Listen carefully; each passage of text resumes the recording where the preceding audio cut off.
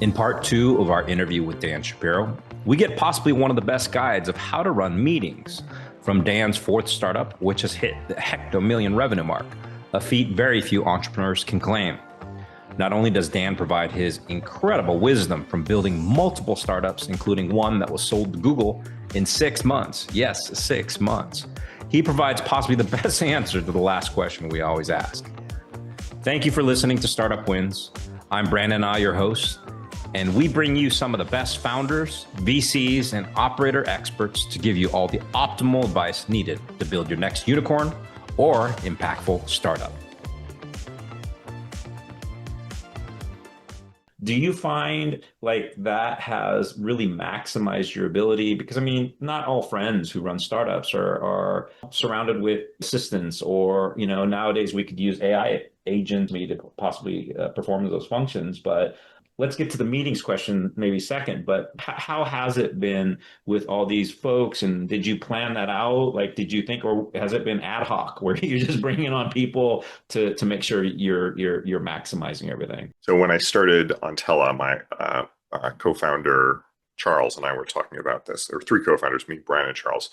Brian came a little later, and I had a conversation with Charles very early on, and he said, "So, what's your like? I made it. I'm a big fancy tech executive now. Greatest dream." And I said, "An assistant who manages my schedule." And I said, "What about you?" He said, "A private bathroom." I do have an assistant spends about 5-10 hours a week on scheduling. For me, it's because I am such a scatterbrain. I have always had chaos on my schedule that has negatively impacted me in the company just because I'm bad at it. I screw up the time zone conversions. I forget to put the thing on there. I don't change it right, whatever. I don't have the attention to detail for that particular thing. And that winds up being expensive. So it's a luxury that I choose to invest in for myself. The thing is, nowadays, I could do it with an AI agent. I'm a little reluctant to, only because at a certain level, you wind up working with people who have a degree of self-importance where the feeling of talking to somebody important is a thing. And so if I'm meeting with the CEOs of big companies, if I'm meeting with, fancy pants investors, whatever, it's actually, delegating to the AI assistant or doing it myself means the meeting isn't as well put together. It means that I might not get the meeting. It means that it might be, that they sort of wind up pushing for it to be on their terms, like I have to fly to them or, travel, whatever. Having somebody who's like, "I'm so sorry, I wish I could help you. I'm just trying to deal with Mr. Shapiro's schedule," solves a lot of problems for those sorts of things. So it is a luxury, but it's one that I find very important. And I mean, I'll give you an example where I saw that in stark relief. Not enough people have heard of the Big Five personality disorder. Most folks have heard of Myers-Briggs. Myers-Briggs is like the PR we're going to sell you consulting version. The Big Five personality disorder is the actual researchers doing actual research have actually proven things version. So if you like Myers-Briggs, you love Big Five personality disorder because it's real. For example, Myers-Briggs, everything is good and everyone's a special snowflake. Big Five personality disorders, like some of the things are bad and you don't want them. And you should recognize if you have some of those negative personality traits and avoid them. It's not everybody's wonderful. It's like, here are things to worry about.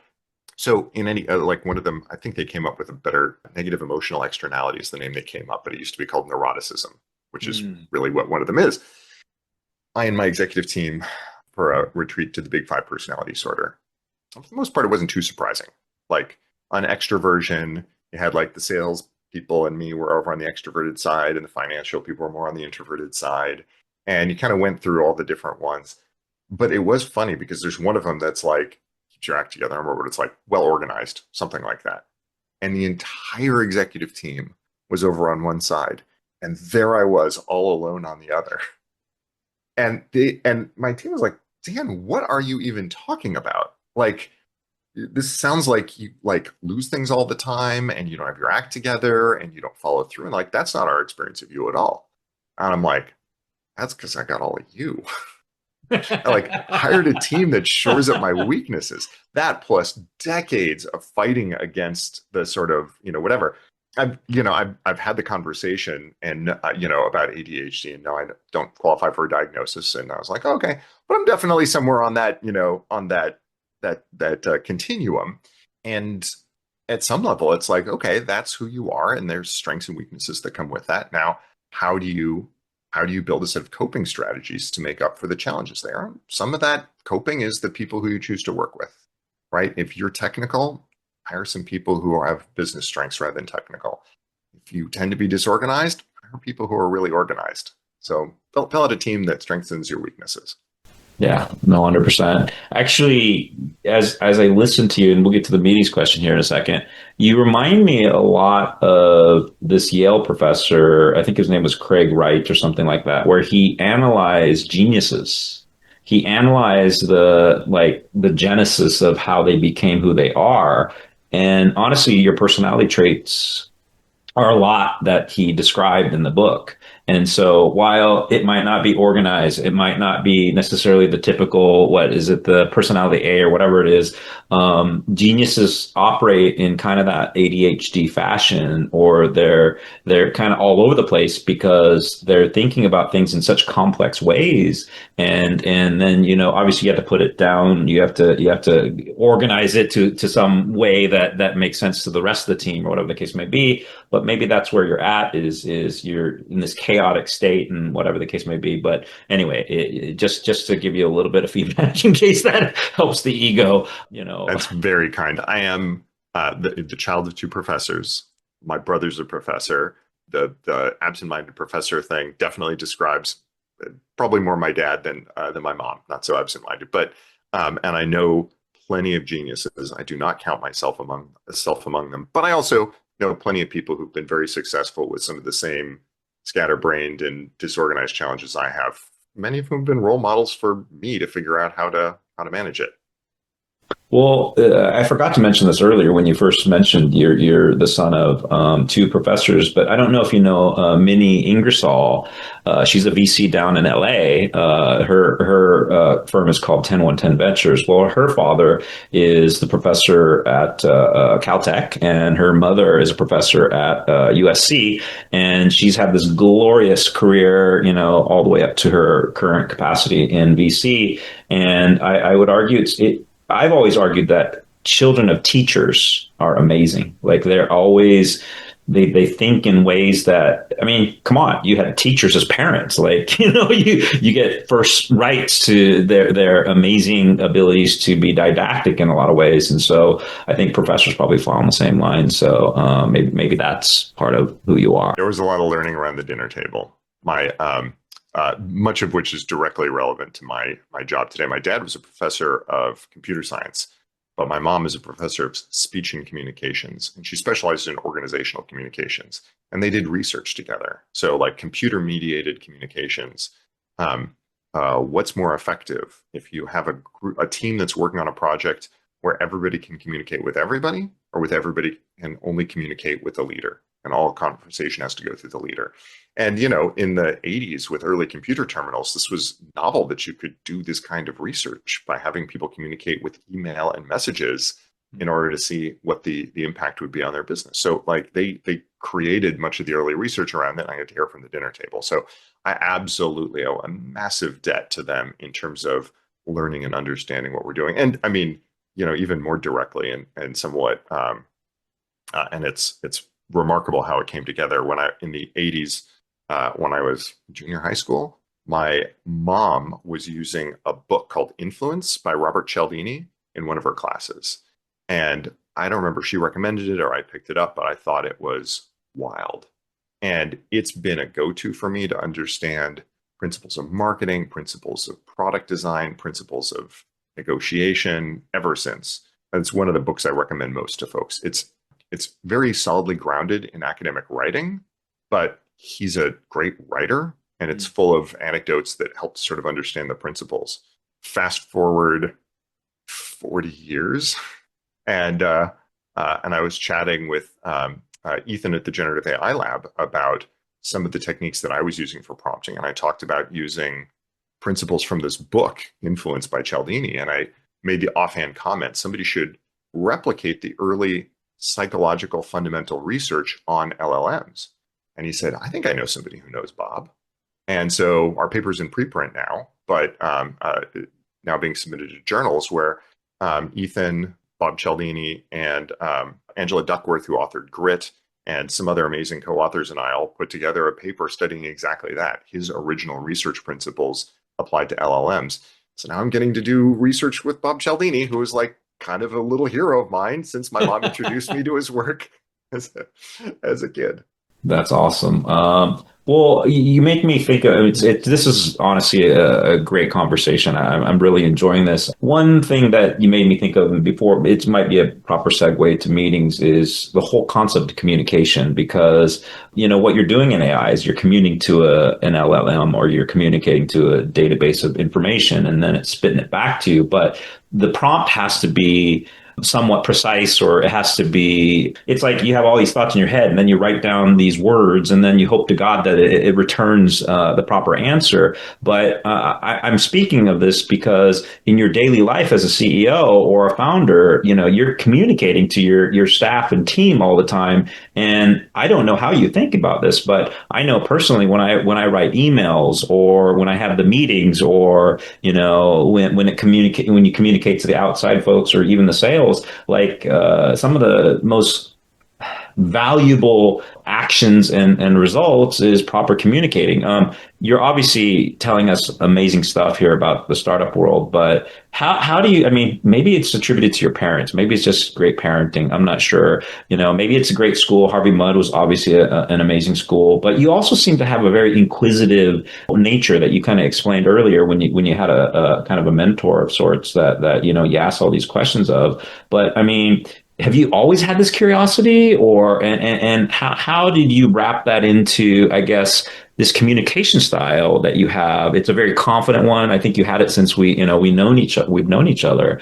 What are some things, like, and as you think about your children, like what are you helping them do, just overall? So I guess it's obviously a very long-winded question, but how do you communicate better, or what do you do to communicate better to your team and everybody else as a startup founder?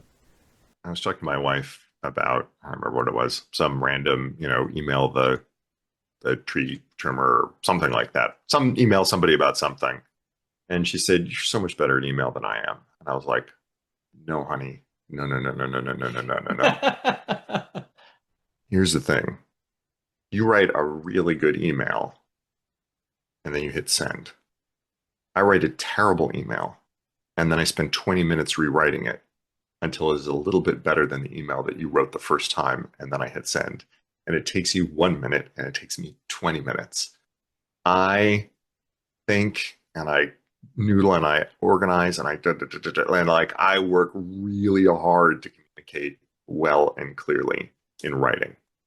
I have an easier time speaking off the cuff. Almost always the thing I write first is terrible and requires constant revision. I spend way too long on important emails, like way too long. And also every single time that I go, "Oh no, I'm just going to hit send," I regret it. So regret it. I mean, this happened a few days ago where I was on a plane and the Wi-Fi was spotty and somebody was like, "Dan, here's the draft. We're going to send this to this." And I was like, it looks fine. And I was supposed to edit, like it was a, what was it? Oh no, he put some notes. I cranked out a draft and I was like, is this right? I hit send. Anyway, the person we sent it to misunderstood, got upset. I wound up spending an hour in a meeting to go make things better and paper over. And I was like, I wish I'd spent 20 minutes on the email instead of now spending an hour in this meeting to paper over my cruddy email. So comes from a lot of, I mean, the written one I find really difficult. The verbal one, I've always been a loudmouth, and and I did speech and debate in school, and kind of got some of the confidently speaking about nothing for a while, but it took a long time to sort of distill down and get comfortable in that. And I think there's nothing really but practice in speaking in different forms and forums. Same as writing, like lots of practice. The reason I wrote the book was because I was such a bad writer, and I'm like, well, I'll get better by trying. And I did get much better at writing. It just didn't get any faster, which I wish I had. The book great reviews and still, still helps people to this day, even though it's pretty old. There's not a lot in there that's date driven, but every page in there was the result of hours of writing and rewriting and editing. So Yeah. still never got fast at it. Well, on the writing aspect of your answer, I relate. As I'm writing, it feels like 6 or 7 books right now simultaneous because AI can give us the power to do so. But yeah, I won't publish the first one until I read it like 10, 15 times and make sure it's perfect. In terms of the oral skills, funny enough, we share a similarity in debate and speech, and I think that was a great serendipitous moment in my life that someone convinced me to go in there. And the gentleman that I spoke about earlier who went to Rice, he was actually a championship Lincoln Douglas debater, and he went on to Harvard Law. We'll get into the meetings question that I've been like giving the preview to for the last 10 minutes. How do you optimize? You're doing them all day long. Like, what do you do? I mean, do you think about the optimization of these meetings? Because I personally, when I was at my last organization, I was thinking, God, there's got to be a better, less egoistic, less individual driven, like this person has goals. The rest of the team members who are in the meeting are like, what the hell are we in here for? Process where there's more of a bilateral transaction. Any thoughts on meetings for Yeah. your A couple of things. One is I do an hour with my direct reports every other week, and I have them all the same week, which means I have my time to think week and I have my it's really busy with stuff week, which actually helped my sanity a lot. Like that kind of pacing also meant, for travel, I would either schedule it during the not busy week or schedule it during the busy week and be like half-hour one-on-ones and here we go, depending on how it worked. But I do hour-long one-on-ones, and the rule, which I found was just invaluable, was folks needed to send it to me the night before. And when I say the night before, they'd send it sometime like before 8. And then after 8, I would read it.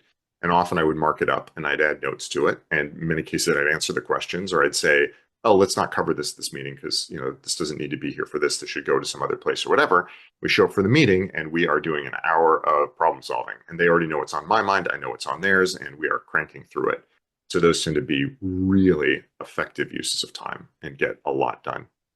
Then I have my exec team meeting, which is 90 minutes. And by the way, the other thing that I find really useful is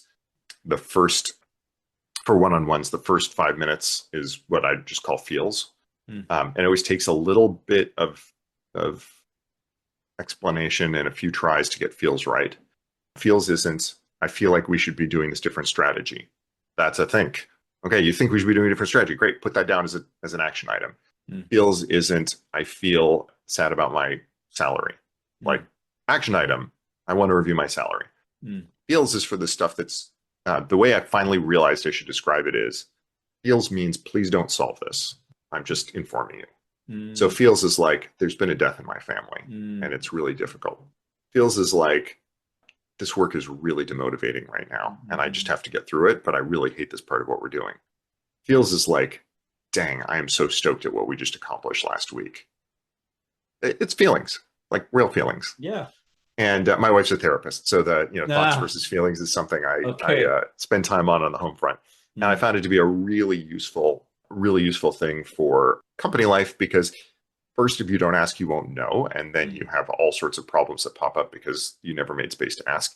And second, because it's useful to know that like what needs to be problem solved and what explicitly doesn't, and having a line between those. So I found that to be a very useful piece of meeting hygiene. For staff meetings, we run a loose version of something called an L10 meeting, which comes from, I can't remember what the name of the system is for, running your whole company. We didn't adopt it whole heart, but we like this piece. So 5 minutes of everybody giving a, highlight from their week, something interesting, fun, proud, whatever, and then review the major initiatives that we have, review the major metrics that we have as a company and go around and take accountability for up and down. And then we go through a list of issues and I prioritize. Everybody brainstorms into the list very quickly or does it in advance. I prioritize. We go through, we say, here's the issue. Let's identify what we're trying to solve. Let's discuss it. Let's write down a solution. On to the next one.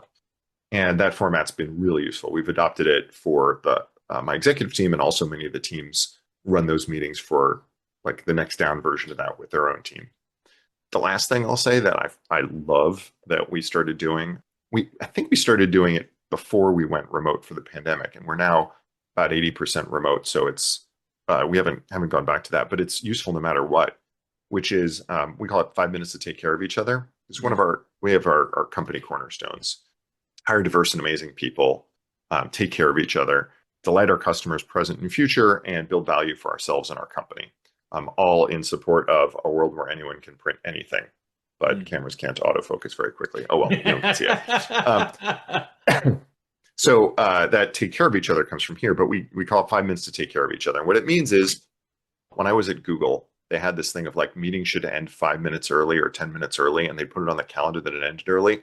Who looks at a meeting and goes like, oh, it is 2:50 and our meeting was scheduled to be over at 2:50, so we're done now. Like, nobody looks at the calendar at the end of the meeting to see that it's supposed to.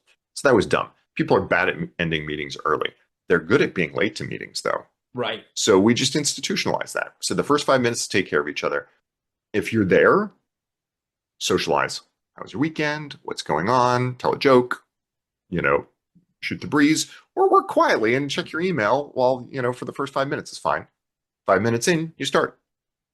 And it does a couple things. It gives some lovely room for people to connect. It gives it gives time in a packed schedule for people to go and take a bio break, whatever else. And the thing is, when you tell people that they can be 5 minutes late and then you start 5 minutes in, you start 5 minutes in. We generally never start a meeting late. Like, they always start at 5 minutes in. Off chance that somebody's not there 5 minutes after, like their phone is blowing up and they're like, well, we're, ready to get started, and then cancel the meeting or do it without them or whatever else. And so by normalizing the fact that people are going to be a little late, you constrain it to being only a little late and not a lot late. So one thing to steal. That's a good one I'd steal from me. Yeah, I would definitely say that. No, these are great tips. I definitely a lot of actionable items here. One last question about the startup life and being a founder. Since you said you're so bad at planning, I'm going to ask this. You have the future ahead of you, right? Who knows if it's 10, 20, 30 years more of Glowforge or perhaps other companies in your future path. Do you spend time actually planning for this? Do you do a quarterly retreat for your own self? Do you rethink things? Do you do it with your executive team?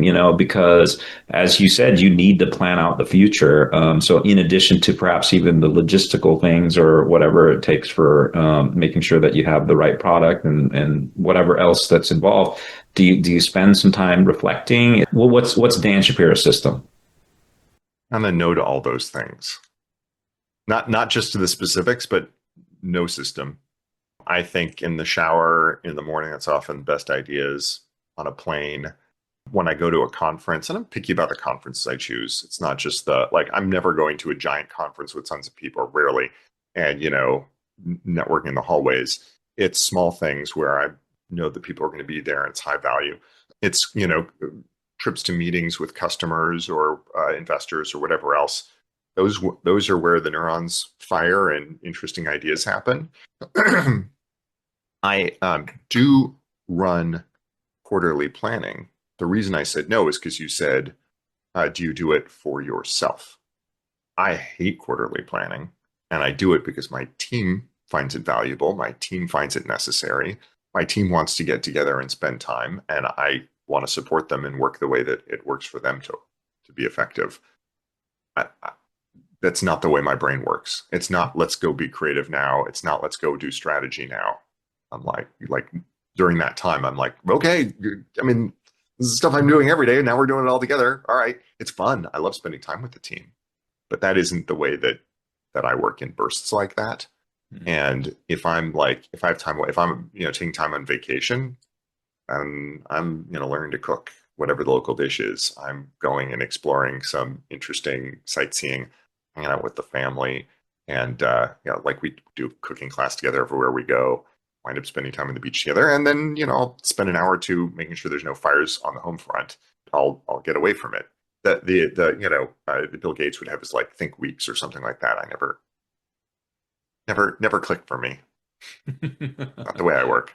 No, I share the same thoughts on that. I also have my best moments during the shower, and you may resonate with this, but while running. Long distances, personally, for me, I get No, I'm a lazy bum. I never get never any exercise. It's a good day when I have 30 minutes on a treadmill. That's hilarious. All right, Dan. Well, we have a few last questions. These are just kind of the standard questions that we ask everybody. And one is personal because my cousin unfortunately took her life when she was in her 20s. And I like to ask my very smart guests, how they dealt with those tough times because a lot of people struggle. Your employees, or rather your team members, I like to call them, struggle. There are kids who struggle. And so, as someone who's succeeded for the most part, how are your ways of getting through some of those tough times? Yeah. I mean, my wife's therapist, like just about everybody, mental health challenges in the family. And, I've seen that. And I've been lucky that for the most part, I've like nothing that's gone to the level of clinical mental health challenges. But I have a therapist. She's fantastic. I met with her this morning. Side note, when I decided who I wanted to work with, and I've worked on and off before. So when like a year or two, when I started working with her, one of the things I wanted to know was sort of her experience, her life experience. And it turns out she was a Marine helicopter pilot, which was actually really important to me because the thing I didn't want was to spend 6 months talking to somebody about challenges. And then at the end of that, have them say, I think I figured out the problem. Your job is too stressful. I wanted somebody who was going to be like, cool. That sounds really difficult. Uh-huh. And where I knew that, like, the way I look at my job is, yeah, it's kind of stressful in the abstract. And at the end of the day, I do my job well or poorly, nobody dies as a result. So working with somebody who actually knows what high stakes are helps me feel like I'm working with somebody who has the same perspective as I do on what I do, which is it is very impactful. It does affect people's lives. And at the end of the day, my problems are not they're important to me. And I like to have that perspective in what I do. So having support for mental health, I think, is essential and is so important. I will say for me, I just have this kind of this three-part rule, which is family, my friends and interests, and work. And if those are all great, then great. If one of those is going off the rails, no problem. I've got the other two to keep me straight. If two of those are going off the rails and one of them is okay, all right, I can work with that. It's really stressful and it's really hard, but I can focus on the thing that, I can focus on work when I'm at work and compartmentalize to get me through the fact that, whatever else, or focus on the time I spend with my family to get through the fact of whatever. And if all of them are going sideways at the same time, which thank goodness is, maybe only happened once, all right, I got work to do. And that work really starts with picking the one that I can stabilize most, like take care of my family.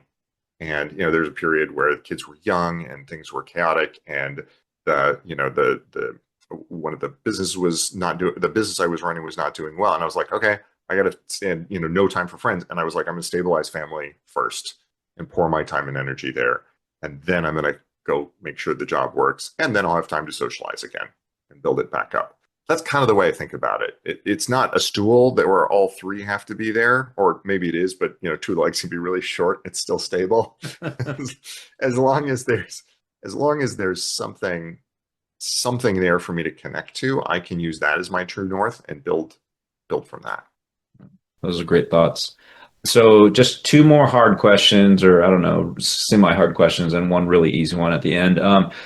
I like to ask who our guest's hero is, or heroes. So can you elaborate on that?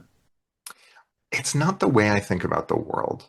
I mean, I've been asked that before, and I can truthfully talk about, how my parents are heroes to me and how various people I've admired are heroes to me and this and that. But the truth is, like, every person who I've gotten to know well is such a mix of, positive and negative. And many of the people who are most impressive are some of the biggest mixes when you get to know them. And at the end of the day, I've just kind of like checked out of the notion that anybody should be on a pedestal. And instead just I'm like, what can I learn from these people? And there's some people who I learn from and admire broadly. And I'm like, oh, wow, you balance your work and your family and you balance this and that and the other. There's some people I work from narrowly. I'm like, I do not agree with you on just about anything, but man, you do that thing really well, and so I'm going to learn from that. And so I try to just take the smorgasbord rather than ordering the single entree, and learn from the folks who I work with. I can't say that there's like, the one person who's the central icon that I could point to. No, that's fair. That's fair. The next one is maybe a better question then. Do you find anybody to be role models for not only yourself, your team members, or maybe even your kids? Yeah, I mean, a lot of the same applies. I can't tell you how many times I've found some business role model who I, read a biography and this and that, and then I learn a little more, and maybe they're not the person I thought they were. Maybe there's more to them. Right. There's a few people I've gotten to know who are absolutely delightful. I was talking about Bob Cialdini, the guy who authored that book, Influence. Boy, the person who literally wrote the book on how to influence people to do things they didn't want to do. You could imagine you'd meet and would be a monster. And no, he's the nicest guy. And like at his first conversation, he's like, I have always been looking for ways to have my, work have a positive influence on the world. And in the world of AI, I've been thinking even more about, now approaching the end of my career, how do I mean, like, he wrote his first book when I was in junior high school. How do I have that? I'm so excited to do this. And he's just been a joy to work with. My daughter was excited about one of his books and like was around during a video call and said hello. And he sent her a signed copy of one of his books.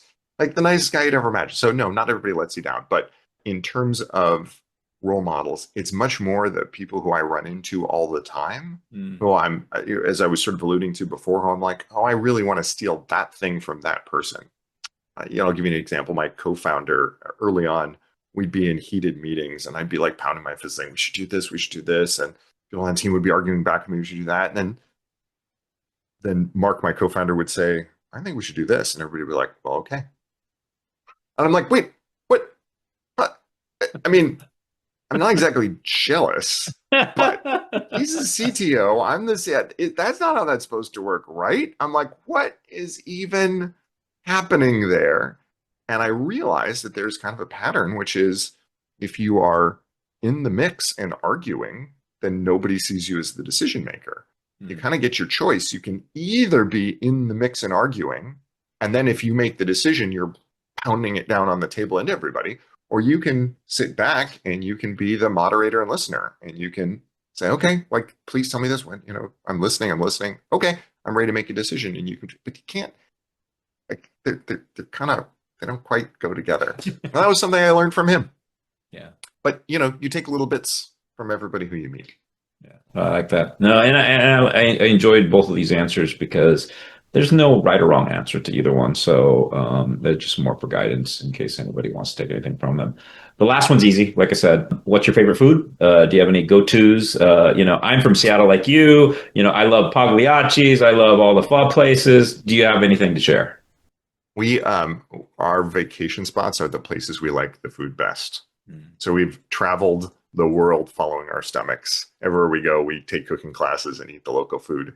And it is impossible to decide. But I will say, in terms of like, what's the one I would, snap my fingers and transport to? Probably go to Vietnam. Probably get a bowl of the local pho. Oh, no way. That's an amazing answer. There's so many things.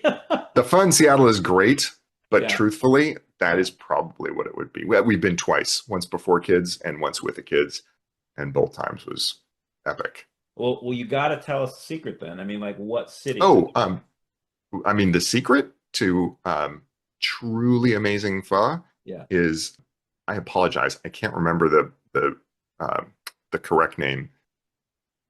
They call them penis worms. And if you look at one, you see why. They collect them in baskets. Sasung, that's the Vietnamese. They collect them in baskets. They dry them. It takes a very small, like one dried sasung for an entire giant pot of pho. They have a sweet and umami flavor that they give to the broth, which is generally what the MSG and sugar that they use in sort of like Western or pho mix or whatever replicates. But pho made with sasung is amazing. Okay. And hard to get around here. But yeah, if you want to learn more about the secret ingredient, SASUNG, I think is how it's Americanized. And is that northern, southern? Does it I matter? believe that's the northern style pho. Okay, interesting. That's right.